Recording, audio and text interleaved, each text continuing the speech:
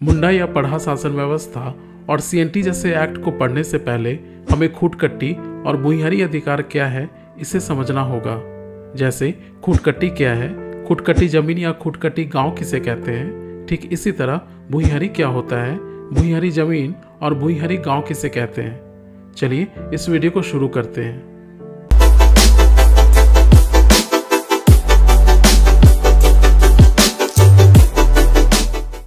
खूटकट्टी और भूइंहरी अधिकार मुंडा और उरांव जनजातियों के भूमि धारण करने का मूल सिद्धांत है। ये दोनों शब्द जमीन के मालिकाना हक यानी कि लैंड ओनरशिप से जुड़ा हुआ है। खूटकट्टी और भूइंहरी एक तरह से पर्यायवाची शब्द हैं। जहाँ खूटकट्टी शब्द मुंडाओं से जुड़ा है, वहीं भूइंहरी शब्द उरांव जनजाति से संबंधित है। खूटकट्टी शब्द का प्रयोग संपूर्ण रांची जिले में होता है जहाँ मुंडाओं का निवास है, जबकि भूइंहरी शब्द उरांव इलाकों में जहां उरांव जनसंख्या का ज्यादा जमाव है वहां प्रयोग किया जाता है। खूटकट्टी भूमि मुंडाओं द्वारा आबाद की गई भूमि को कहते हैं, जबकि भूइंहरी भूमि उरांव जनजाति द्वारा आबाद की गई भूमि को कहा जाता है। मुंडा समुदाय के जिस व्यक्ति या फिर परिवार ने नई जमीन या खेत तैयार किया उसे खूटकट्टीदार कहा गया, जबकि उरांव समुदाय के जिस व्यक्ति या परिवार ने नई जमीन या खेत तैयार किया उसे भूइंहर कहा गया। वहीं मुंडाओं द्वारा पहली बार बसाया गया गांव खूटकट्टी गांव कहलाता है, जबकि उरांव द्वारा जो गांव पहली बार बसाया गया वो भूइंहरी गांव कहलाया। इस तरह मुंडारी खूटकट्टीदार या भूइंहरी अबीदारी गांव के प्रथम संस्थापक के उत्तराधिकारी हैं।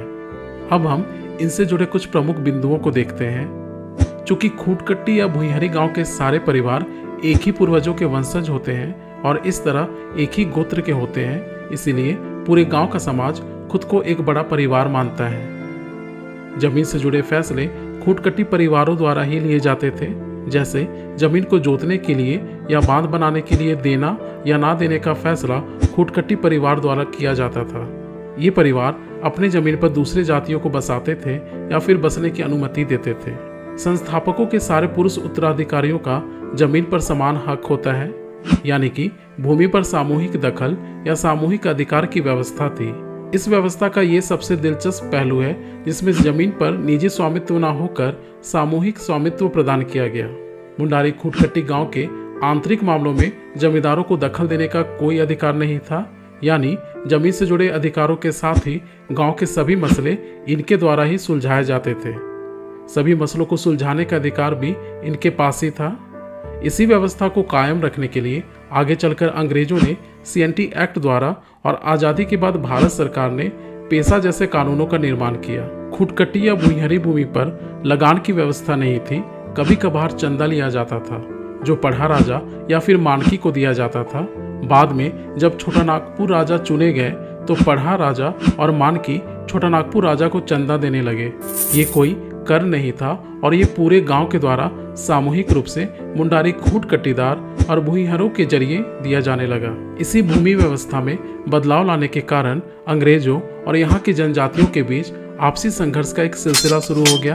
आखिरकार ब्रिटिश सरकार को 1908 में सीएनटी एक्ट बनाकर जनजातियों को उनके भूमि अधिकार वापस करने पड़े और खूटकट्टी और भूइंहरी जमीन को स्पष्ट रूप से परिभाषित किया गया। आज भी छोटानागपुर प्रदेश में खूटकट्टी और भूइंहरी भूमि का दर्जा कायम है।